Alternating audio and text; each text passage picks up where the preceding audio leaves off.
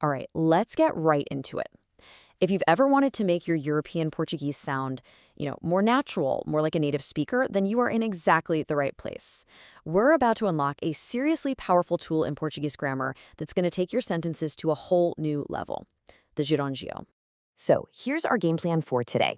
We're going to start with the absolute basics of the Portuguese ing form. Then we'll see how it can become your new superpower for making sentences way more dynamic.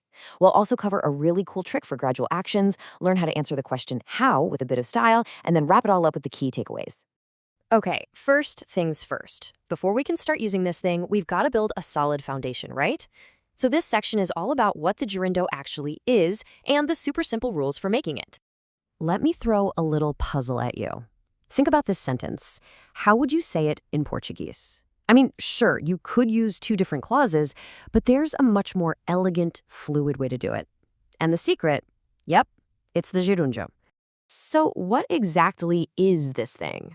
Well, the easiest way to think about it is like the Portuguese cousin of the English ing form. It's the verb form you grab when you want to talk about an action that's in progress or explain the how or why behind another action. And you want to know the best part? It is beautifully simple to form. Seriously, no crazy irregular verbs to memorize here. As you can see, for verbs ending in R, you just swap it for undo. For ER verbs, it becomes endo, and for IR verbs, you guessed it, indo. Speaking, eating, opening. It's as easy as that. Okay, so you've got the basics down. Now, let's have some fun and unleash its real superpower, making your sentences sound way more dynamic and, honestly, a lot more sophisticated. Just look at this transformation. Instead of having two separate actions, they robbed the house and then they took the valuables, you can use the gerúndio to fuse them into one single fluid motion. They robbed the house, taking all the valuables. See how much more connected and advanced that sounds? The gerúndio was also incredibly efficient. It's a fantastic shortcut. Instead of a whole clunky phrase like, when he saw the car, you can get the exact same meaning across with just one word, seeing the car. It's just cleaner, quicker, and it captures the moment perfectly. And hey, remember that puzzle from the beginning? This is where the gerúndio absolutely shines. It's perfect for describing how an action is being done.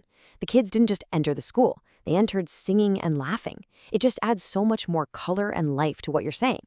All right, let's dive into a more specific but super common technique. This is what I like to call the gradual action trick, and it uses the verb par, for to go, plus the gerúndio we've just been talking about. So what's the secret here?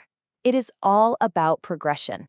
When you team up the verb for to go with the gerúndio, you're really emphasizing that an action is unfolding gradually, step by step or little by little.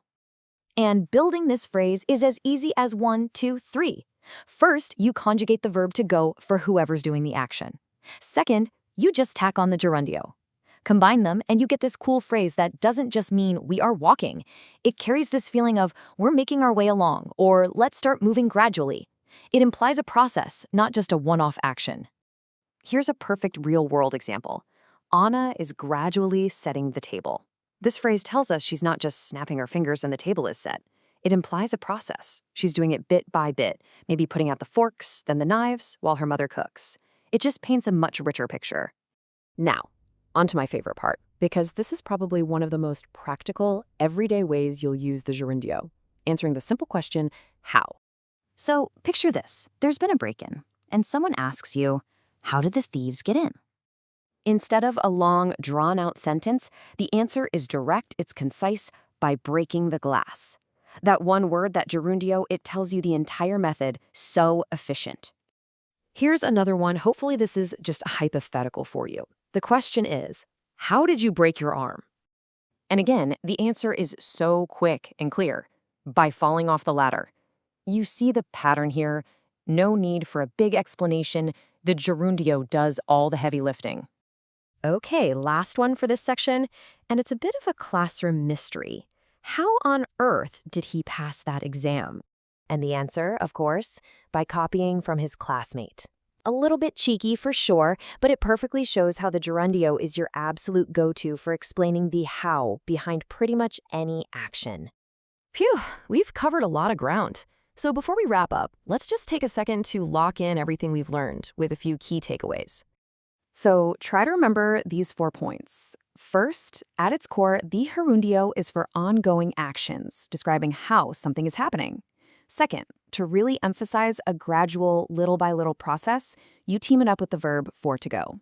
Third, remember it's your secret weapon to replace longer clauses, making your speech so much more fluid.